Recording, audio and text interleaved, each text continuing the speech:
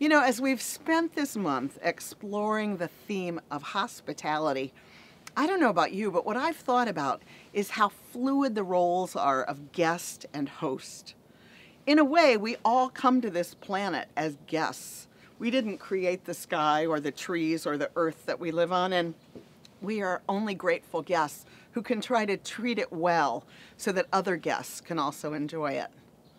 But as human beings, I think we're also called to be hosts. We're called to host one another because who else is there to do it if not us? And so all of us, every single one of us, I think, is called to exert acts of hospitality as we greet one another in this place where we're all guests. I had a couple of experiences this week that really caused me some deep reflection about this. I was out in New Mexico, a landscape that I think is so interesting. It's so different from Minnesota. And it was a really beautiful place to be. And I particularly wanted to go to this land that I'd read about where there are 22 acres of labyrinths that you can walk. And after I'd been walking in them for several hours, a man came out and said, "Oh, you're here. I didn't realize you were here. Come on in. I made tea. It's kind of cold. You could warm up a bit." And I said, "Well, thank you, sure." So I went into his house, and it turned out he was a very interesting guy who was told by beings from another planet to create these labyrinths. And he told me his story, and I listened to it. And I thought, this story is so far outside of anything that I know to be true. But anyway, I thought to myself as I listened to him, you know what? I don't care why you made these labyrinths. I don't care if Martians told you to do it. I don't care if Jesus told you to do it. I don't care if you just decided to do it on your own. The fact is, you have created this beautiful place and invited strangers like me to come and partake of the earth and to see the temples that are everywhere on the planet. So that was my first cause to really reflect on hospitality this week and belief versus action. And then I wanted to tell you another story too. Yesterday I went to the dentist to get my teeth cleaned. Now, one thing that I kind of enjoy at the dentist at age 56 is nitrous oxide, laughing gas, which my dentist will use for cleaning your teeth, which honestly just makes it an enjoyable experience, but you're a little altered if you've ever done it. So I was sitting in the dentist's chair, and he had this mask on me, and the dental tech, and I was taking it in and getting pretty happy and relaxed.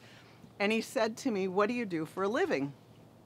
I often don't say I'm a minister to strangers because they have such perceptions of what that means. But there I was relaxed, and I said, "I'm a minister." And then I opened my mouth so he could begin cleaning, and he said, "Oh, you're there to spread the good news of Jesus Christ." And I kind of went like, what am I going to say? So I didn't say anything.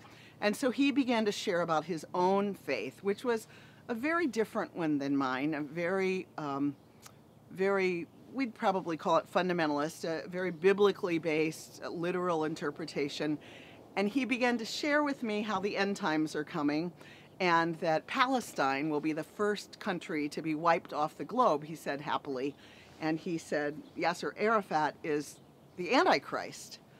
And here I am, I'm kind of happily on laughing gas, and I'm in a dentist's chair. And all of a sudden what I realize is that I've been brought into the room of a host that I am not enjoying, and I don't want to be in it. So I think to myself, how can I change this? How can I become the host to a different gathering than I'm currently in? So I think about this, and I say to the guy, "What do you love the most about your faith?" And all of a sudden we're in a different room. We're in the room I invited him into. And his whole demeanor changes. And he says, "I love mercy."